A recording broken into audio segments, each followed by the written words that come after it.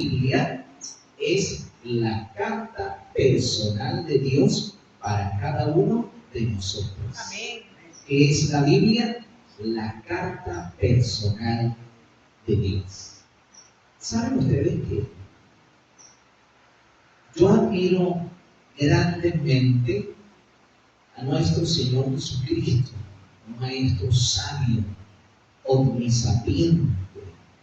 Ustedes como el Señor puede decir grandes y profundas lecciones en pocas palabras.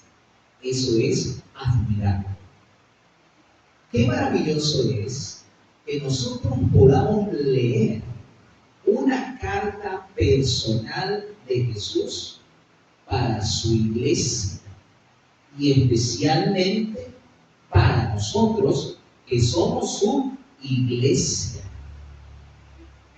Debe ser, o mejor dicho, debe ser no, es formidable, es fascinante leer una carta de Jesús.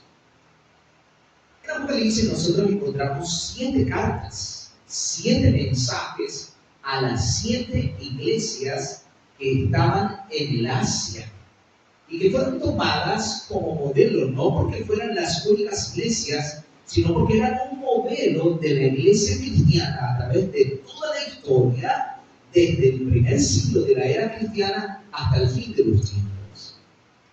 En este momento nosotros vamos a analizar la primera carta, que es el mensaje de Cristo a Éfeso. Las cartas tienen ciertas particularidades. En primer lugar, Cristo se identifica. ¿Qué hace Cristo en la carta? Se identifica. En segundo lugar, Cristo da un elogio o un encomio a la iglesia. En tercer lugar, el Señor da un reproche o una exhortación a su iglesia. Y además, el Señor nos dice que se debe prestar atención a lo que el Espíritu dice a las iglesias. Y por último, Cristo da algo maravilloso, una promesa. ¿Ver qué hace Cristo en cada carta? Da una promesa. La primera carta o el primer mensaje es el mensaje de Cristo a Éfeso. Y miren cómo se expresa Jesús. Jesús dice: escribe al ángel de la iglesia que está en Éfeso. Recuerden que el ángel, ¿quién es? El pastor, el anciano que está allí al frente de la iglesia. Escribe al ángel que está en la iglesia en Éfeso. Y entonces ahora el Señor se identifica. Y lo primero que el Señor dice: el que tiene las 7 estrellas en su mano derecha y el que anda en medio de los 7 candeleros dice esto. Así que Cristo se identifica. ¿De quién es esa carta? De Jesús. ¿A quién va dirigida? A Éfeso. Y va dirigida a usted y a mí. Es un mensaje de Cristo para cada uno de nosotros, porque todos nosotros hemos sido afectados en nuestra experiencia espiritual y nos conviene escuchar el consejo oportuno de Jesús. Cristo se identifica como el que tiene las 7 estrellas en su mano. El Señor tiene a sus dirigentes, tiene a sus pastores en su mano derecha. Cuando usted tiene algo en su mano derecha es para cuidarlo, para protegerlo, para asegurarlo. Qué maravilloso y agradable es saber que estamos en la mano derecha de Jesús. Amén. Y luego el Señor añade: el que anda en medio de los 7 candeleros de oro. En Apocalipsis 1:20 se nos dice que los 7 candeleros de oro son las 7 iglesias. Cristo está en medio de su iglesia. Cristo está dirigiendo a su iglesia. Cristo está dirigiendo a su iglesia desde que la fundó y la dirigirá hasta que Él regrese por segunda vez, venga a buscar a sus redimidos y llevarlos al reino de los cielos. Amén. Alabado sea Jesucristo. Qué grande y maravilloso es su amor por su iglesia. Dio su vida por su iglesia y está en medio de su iglesia. Nunca ha dejado sola a su iglesia. A veces algunos se preocupan por los lobos rapaces, por los leones, por los movimientos disidentes, por los problemas que se suscitan dentro de la iglesia. Pero mi hermano, mi amigo, esta iglesia la dirige Jesucristo. Amén. Mira lo que dice Jesús. Yo conozco tus obras. Queridos hermanos, nosotros no podemos esconder nada a Cristo. Él conoce todo de nuestra vida. Nuestra alma está desnuda ante sus ojos. Él conoce todo de nuestra existencia. Nada podemos ocultarle. Él nos conoce a cabalidad, a la perfección.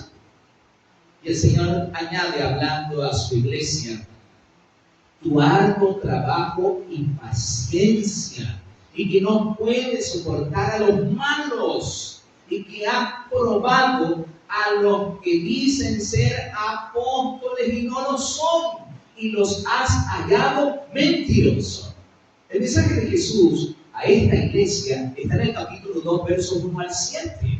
Allí Jesucristo habla a su iglesia, nos habla a nosotros. Recuerde que en primer lugar, este es un mensaje dirigido a la iglesia en Éfeso, pero también es un mensaje dirigido a su iglesia en ese periodo particular de la iglesia, en el primer siglo de la era cristiana, pero también es un mensaje para su iglesia a través de toda la historia y en este tiempo, y un mensaje para nosotros que nos identificamos como la iglesia de Cristo, porque nos identificamos como cristianos, creyentes en Cristo. El Señor le está diciendo a Éfeso, el Señor le está diciendo a los fieles, de verdad yo admiro tu trabajo, tu desempeño, tu celo, porque eres tan celoso que no puedes soportar a los malos, no puedes soportar el pecado. Y han probado, porque en ese tiempo muchos iban por las iglesias viajando como predicadores itinerantes. Bueno, pero esta iglesia era muy estricta y probaba a los que decían ser apóstoles, pero los probaba y los encontraba como falsos apóstoles, falsos mensajeros, mentirosos. Y dice en el versículo 3, Apocalipsis 2,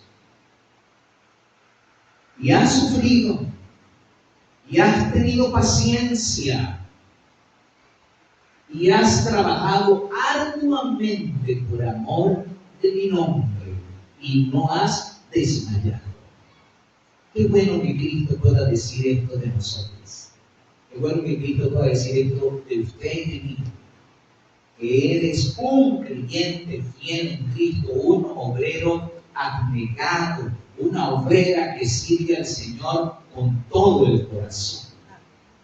Alabado sea Jesucristo, que nos da estas palabras de aliento, de ánimo para seguir adelante. Aquí se elogia a la iglesia. ¿Por qué? Por su sufrimiento, su paciencia, su trabajo abnegado y especialmente porque no se ha desanimado. Es asombroso ver la cantidad de gente que se desanima por cualquier problema, por cualquier dificultad, que se desalienta, o como dice comúnmente la gente, tira la toalla ante cualquier situación o adversidad. Pero aquí nos dice que esta iglesia no ha desmayado y Cristo nos invita para que usted y yo no desmayemos en nuestro caminar por la vida cristiana. Y luego dice el versículo 4, aquí nosotros tenemos el reproche de Cristo. Pero tengo contra ti que has dejado tu primer amor. Si cada uno de nosotros recuerda ese momento cuando se entregó a Jesús, ese celo, ese fervor, ese ánimo, ese entusiasmo, esas ganas de hacer las cosas, de predicar, de hablar a otros de Jesús, de aprender de Jesús, de crecer en la gracia, de conocer más de Dios y de su palabra. Ese amor nunca debe perderse en la vida cristiana. Es más, ese amor debe crecer, debe aumentar, no debe disminuir. Pero aquí el Señor está reprochando a todos aquellos que se han desanimado en el camino, a todos aquellos que han perdido ese fervor, han perdido la esencia, el ánimo, la fe, el amor. Pero tengo contra ti que has dejado tu primer amor. Nuestro amor por Cristo no debe desvanecerse, hermanos. no debe menguar, sino que debe aumentar por la gracia de Dios. ¿Cómo aumenta ese amor? En la medida que nosotros contemplamos el amor de Jesús y aprendemos de Él. Dice el versículo 5. El Señor ahora da una amonestación. El Señor hace un llamado. Por tanto, aquí viene la solución de Jesús. La solución de Cristo para quienes han perdido el primer amor. La solución de Jesús para aquellos que pudieran haberse desanimado o desalentado en su transitar por la vida cristiana. Y el Señor da 4 soluciones o 4 pasos, una solución en 4 pasos. Recuerda, por tanto, de dónde has caído. El Señor nos ha llamado a una elevada posición, a una exaltada posición, a una gran misión. Nuestra recompensa, nuestro destino es eterno, es la inmortalidad, es la gloria. Mira, si nosotros perdemos la vida eterna, si perdemos el cielo, hemos perdido todo. Una mujer creyente se acostó a dormir y de repente se despierta muy asustada, porque en el sueño ella vio como Jesús le decía: tu tiempo se ha terminado y no te has arrepentido. La mujer se levantó aterrorizada ante aquellas palabras de Jesús. Afortunadamente se dio cuenta que era solo un sueño. Así que el Señor nos invita a recordar de dónde hemos caído. Recuerde que cuando nosotros le entregamos nuestra vida a Jesús, somos sacados del subsuelo, somos levantados a vivir una vida nueva en Cristo. Dice el apóstol Pablo en 2 Corintios 5:17, de modo que si alguno está en Cristo, nueva criatura es. Las cosas viejas pasaron, he aquí, todas son hechas nuevas. Así que el Señor nos invita a una novedad de vida. Si nos hemos desanimado, si hemos caído, si nuestro amor por Cristo ha mermado, recordemos de dónde hemos caído y volvamos a esa exaltada posición. En segundo lugar, arrepiéntete. ¿Cuál es el segundo paso de la solución de Jesús? El arrepentimiento verdadero. El arrepentimiento de corazón. El arrepentimiento de verdad. ¿Saben que en la Biblia hay muchas historias? De hecho, cuando usted lee la Biblia, desde el Génesis hasta el Apocalipsis, usted encuentra que Cristo está constantemente haciendo un llamado al arrepentimiento a los seres humanos, desde Génesis al Apocalipsis. La carta a Filemón es una hermosa historia. Filemón era un creyente, ¿verdad? Creyente, al parecer, una persona pudiente. Él tenía un esclavo llamado Onésimo. Onésimo, que había escuchado de la verdad, pero que la había despreciado, robó a su amo dinero y se escapó, se fue a Roma. Así que era un esclavo fugitivo. Y allá en Roma conoció nada más y nada menos que a Pablo. Y Pablo le predicó y habló, y Onésimo, que ya había escuchado esta verdad, ahora su corazón se sensibiliza, oye el mensaje de Dios, se arrepiente, y Pablo le exhorta a que debe reconocer su falta, volver a su amo, y aunque no podía pagar todo lo que había robado, debía volver. Es más, Pablo le dice a Filemón: mira, Filemón, realmente yo quisiera que Onésimo se quedara conmigo y me ayudara aquí, porque es un hombre muy valioso, un hombre con virtudes grandiosas para la predicación del Evangelio. Aparte que es muy amable, muy generoso, muy atento conmigo. Es más, me gustaría que se quedara conmigo, pero no lo voy a hacer sin tu consentimiento. Solamente lo voy a aceptar si tú estás de acuerdo y lo dejas libre para que venga a quedarse conmigo. Así que para Onésimo no fue fácil, imagínense ustedes, ser un esclavo fugitivo en esos tiempos. Y y debe esa cantidad de dinero. Pero bueno, era lo que exigía Cristo. Porque el verdadero arrepentimiento se evidencia en obras.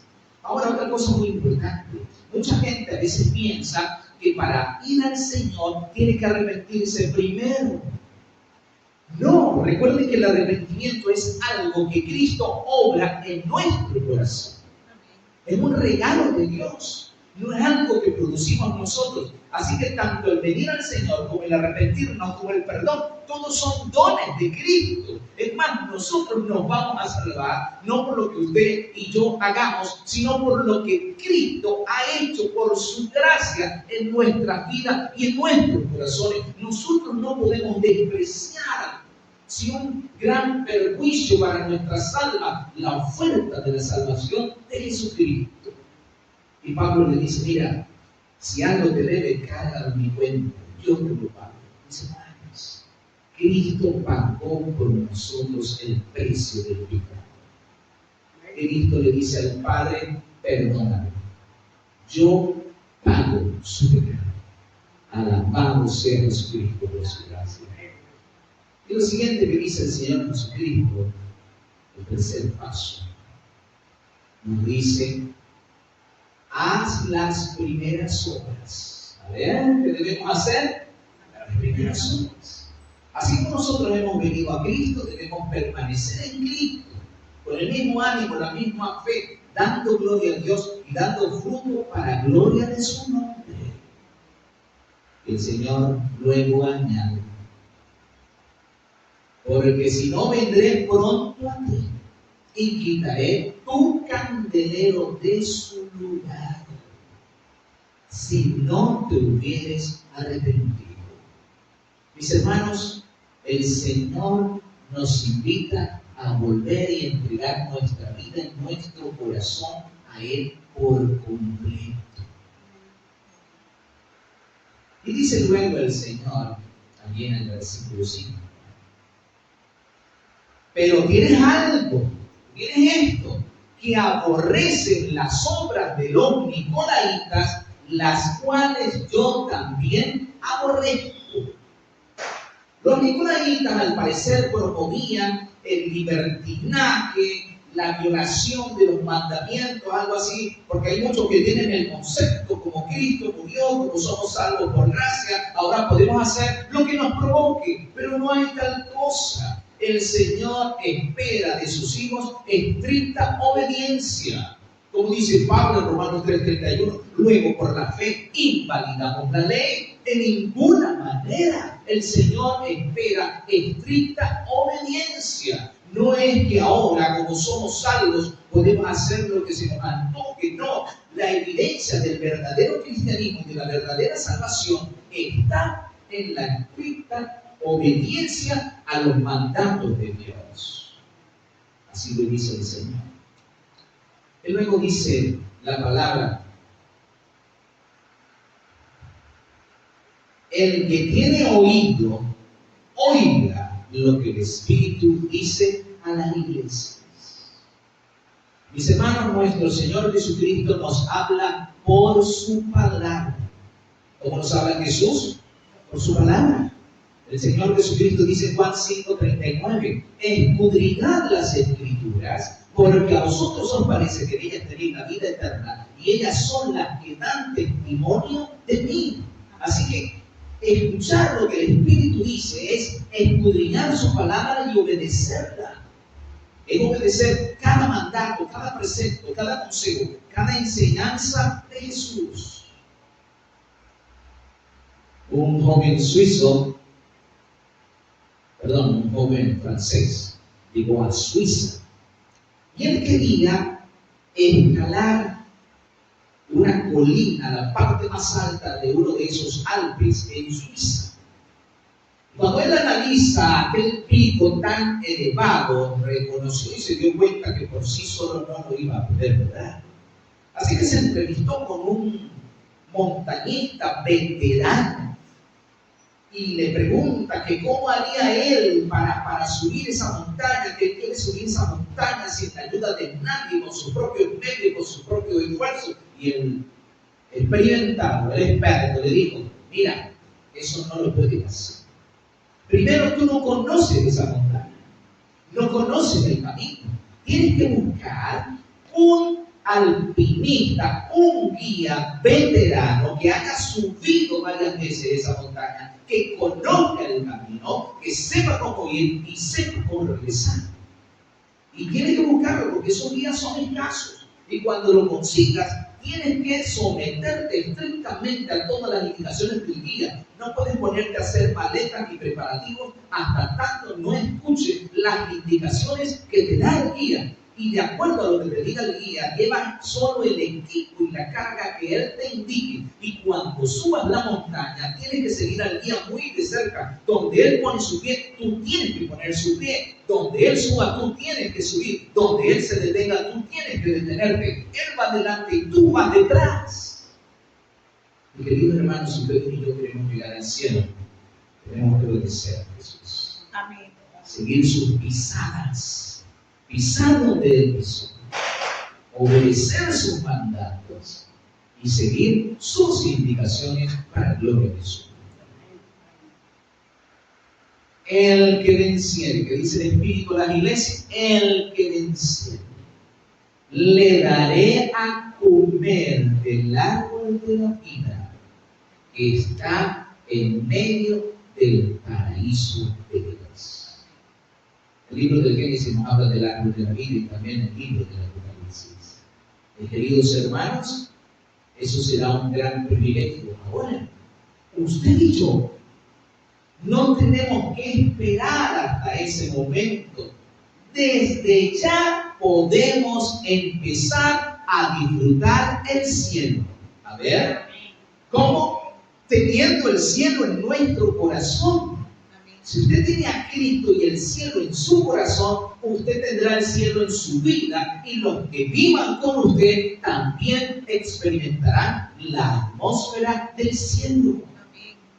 Hay que obedecer a Jesucristo en detalle. El 28 de marzo del año 1954 venía una embarcación del lejano oriente atravesando el Mediterráneo. Venían con aproximadamente 1.500 pasajeros que venían de lejano oriente.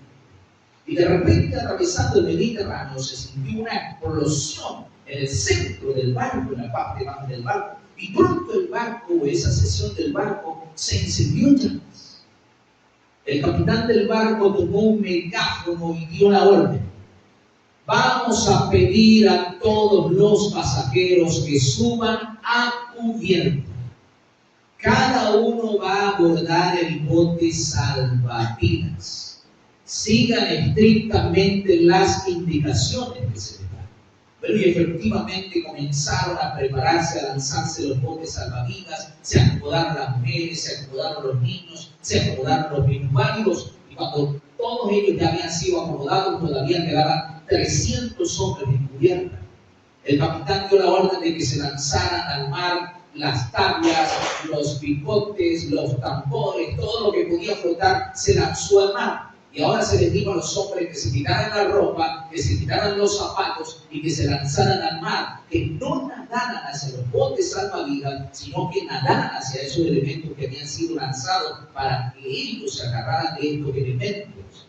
Y saben ustedes, en un lapso de 2 horas llegaron 4 barcos y pudieron rescatar a los 1.500 pasajeros. Todos se salvaron, ninguno pereció. ¿Por qué? Porque obedecieron las órdenes del capitán. Y queridos hermanos, el capitán de la embarcación de nuestra alma es Jesucristo. Amén. El capitán de esta iglesia es Cristo. Dice Apocalipsis 22:14: bienaventurados los que lavan sus ropas y guardan los mandamientos para tener derecho al árbol de la vida. Amén. Pregunto: ¿estamos nosotros dispuestos a seguir las indicaciones de nuestro capitán Jesucristo? ¿Obedeceremos a Jesús? ¿Andaremos en la senda de la obediencia? Esa es la invitación del Señor. El mensaje de Cristo a la Odisea es a permanecer firmes y fieles, porque si vencemos, un día comeremos del árbol de la vida. Pero desde ya empezamos a disfrutar de la atmósfera del cielo. El Señor te bendiga y te guarde.